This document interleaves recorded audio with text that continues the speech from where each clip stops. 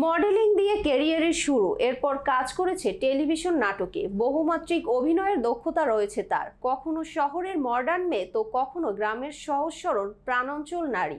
বলছি ছোট পর্দার জনপ্রিয় অভিনেত্রী অহনা রহমানের কথা। বিস্তারিত দেখুন ডেস্ক রিপোর্টে।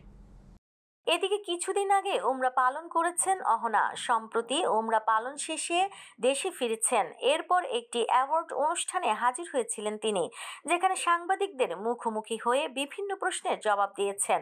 সেখানে এক প্রশ্নের জবাবে অহনা বলেন, যারা কখনো হজ বা উমরাহ করতে যায়নি তারা বুঝবে না এই অনুভূতিটা কেমন। আমি আবারও উমরাহতে যেতে চাই, কারণ আমার অনেক ভালো লেগেছে।